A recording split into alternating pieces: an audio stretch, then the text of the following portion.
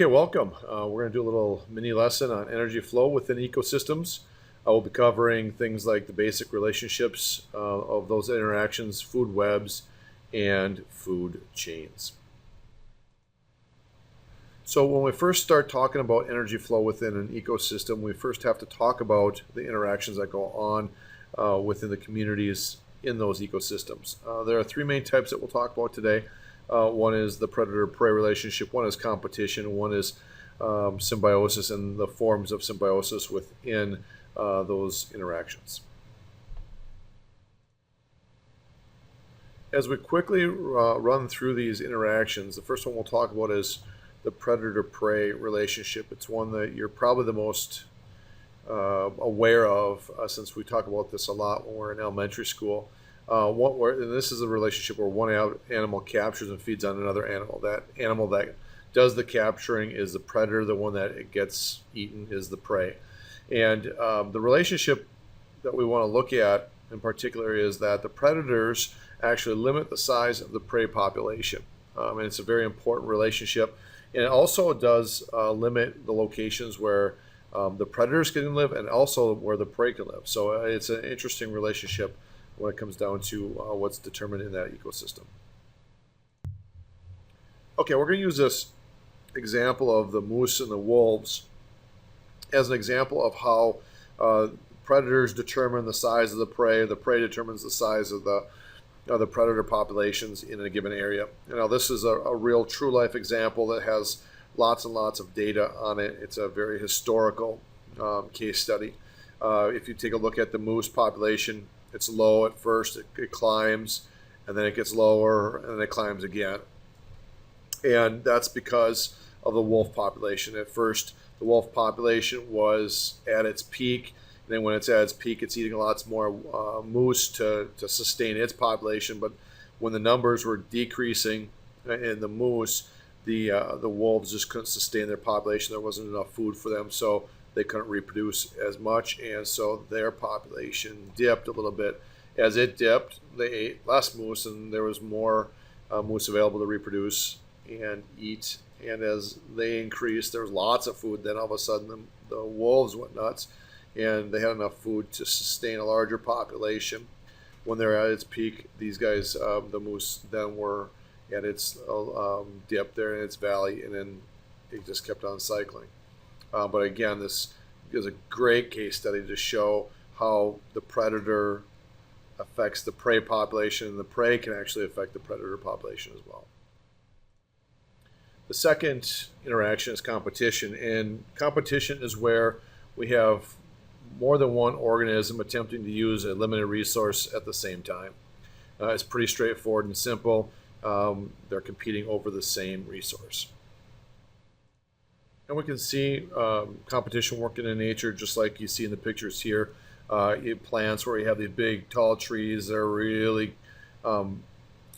best fit for receiving the sun first, and they get all the sun, and you have all the rest of these plants trying to get a little bit of space where the sun's sifting through the tall canopy of the trees, and you see competition happening even in the plant world. Here in the middle picture, you see the lion who made a kill, and the hyenas trying to outdo one another as well as the lion in terms of getting the carcass. And you can see the same thing with this butterfly and this bee competing over the same limited resources. And that was competition. Our last interaction is called symbiosis. And symbiosis is any relationship where two species live closely together. And when we mean closely together, you'll see pictures of how closely that means. There are three main types of symbiosis that we will look at in this video. There's mutualism, there's commensalism, and there is parasitism. We'll run through each one rather quickly here in the next few slides. The first is mutualism, and mutualism is a relationship where they're living closely together, but both organisms receive some sort of benefit. You can see up here in this picture, the bee is going to get the nectar from this flower, but the flower is going to attach some of its pollen to this honeybee, and they're going to get the bee to do some pollinating from flower to flower as it goes and collects its nectar. Again, both organisms benefit. The sea anemone and the clownfish. The clownfish gets some protection, and the anemone is able to get some feeding benefits from the clownfish as well. You see the rhino down here with the birds. The birds are picking off the parasites off the skin of the rhino, and the rhino receives that benefit of not having parasites on it. So again, mutualism is where both organisms benefit from this relationship. The next relationship is commensalism. This is where one of the organisms actually benefits and the other is neither benefited nor harmed. In each of these pictures, you'll see one organism that's just kind of doing their deal and living life, where the other one is, right next to them, living closely in their space, sometimes even attached to them, as the whale and the shark are, and even the orchid in this picture. But they're receiving all the benefit, whether it's being able to receive sun better, staying away from prey, or gathering some food along with the other organism. But in any case, it's where one benefits and the other is neither harmed nor benefited. And finally, the last symbiotic relationship we talk about is parasitism. And parasitism is where one organism lives on or in another that is harmed by them being there. The one you probably relate with most is this one right in the middle, and that's the tapeworm. And the tapeworm attaches itself to the intestine and basically sucks the nutrients right out of the food that's being digested before the host can actually get it. The host gets weakened. A lot of times will die because of it or be eaten because it's a lot weaker.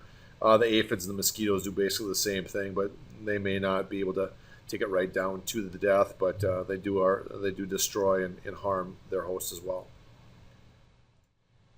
Now, so far, all of the interactions that we have talked about involve eating or feeding, either off of the host or off of another organism. Why do they all involve eating or feeding? That's a really good question. That's something that we're going to answer in the next little bit of this video. And the answer might be simple. There's two main reasons that we eat to begin with, and that is, one, we need some raw materials to actually build ourselves with, and one, we need raw materials to create energy with. And we think about the idea of energy, we probably need that energy to even build with. So, it comes right back down to this idea of energy. We're going to see how that plays and takes shape here shortly. And we analyze this flow of energy within an ecosystem by just asking the initial question is what eats what. Obviously, we saw some interactions at the beginning of this video. There are some real simple interactions that lead to some complex relationships within these ecosystems. Let's start by looking at the simple interaction first. We're going to call this simple interaction a food chain. A food chain, like chains, has links, each link being as important as the one it's linked to. And so if we take a look at an example of a food chain, we will see a nice linked relationship. It's real simple interaction, one link to the other, to the other, to the other. If one link is missing, the whole chain falls apart. Now you'll notice that all of these things up here are going to be biotic factors or living. And then we have the one abiotic factor, which is the sun. The sun is that provides the energy, the initial energy to the grass that carries on throughout the food chain. Now, also notice that within our food chain, we use arrows to show which direction the energy itself is flowing. So the sun provides the energy for the grass to provide the energy for the grasshopper. The energy goes into the grasshopper. The frog acquires that energy by eating the grasshopper, and so on and so forth. And finally, it ends with the earthworm as its decomposer here. Now, those simple interactions lead to some complex relationships. Now, the diagram we use to describe that complex relationship within an ecosystem is called a food web. Much like a spider web, we have lots of different connections, and we can get to a given point multiple ways.